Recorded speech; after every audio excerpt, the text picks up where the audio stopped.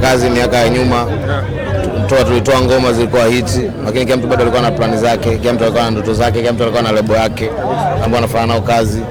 Unaelewa, miaka imeenda, kazi zimetoka nyingi sana, na kama unavyoona sasa hivi kuna majengo sokoni, kuna rooftop na kuna IM Music. Kwa hiyo tulikuwa tunajua watu na kile na hichi kitu, na hata Zombi mwenyewe alikuwa anasisitiza inabidi turudi. Kwa hiyo tumepanga karibia mwaka mzima tuacha vitu flow. Lakini Disemba tukaanza kurekodi nyimbo ya kwanza, tukapata ya pili, tukapata ya tatu, ya nne, tukafika karibia nyimbo 10. Kwa hiyo tulipofika kwenye nyimbo 10 tukaona roho, tukaangana na nyimbo za zamani, project nyingi. Kwa hiyo kama we need to come back, sababu hizo nyimbo za kwa zitoki.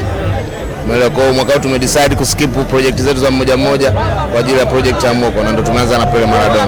Mwanzo nilikuwa nikikuuliza swali unasema kwamba wewe na Country Boy Moko sio kundi, ni washikaji. Sasa hivi vipi? Ni kundi au bado ni washikaji? Kwa sababu watu wanaiformulate kuelezea watu sana kwamba hii ilikuwa ni duo wanaita. Umeelewa?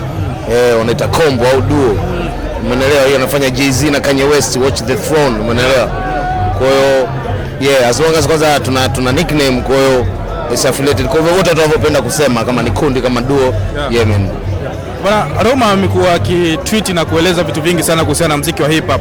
Moja kati ya kauli ambayo alikuwa anaizungumzia ni kwamba kule kushindanishwa kuna hip hop, kwamba fulani nani mkali kuliko fulani, kuna ua game wa hip hop. Teki yako ni ipi kuna hii hapa, kwamba kushindanishwa Moni na mtu fulani wakifanya ngoma zile nani fulani kuliko fulani zinaua sana hip hop?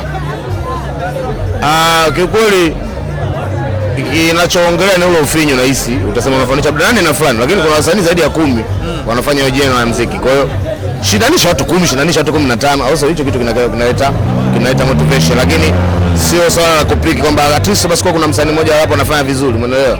Na hiyo sababisha hiyo kitu imesababisha, unaona generation ya rap inakuwa hatujapata msanii mpya muda mrefu kabisa, umeelewa? Toka kina Toxic walipokuja mwaka juzi jana, haujaona progress ya wasanii wapya wengine. Kwa hiyo inabidi washindanishwe kwa wengi, ushindani upo, muziki ni ushindani, lakini wasanii wako wengi. Kwa hiyo na rap music ina wasanii wengi kwa wanaofanya vizuri.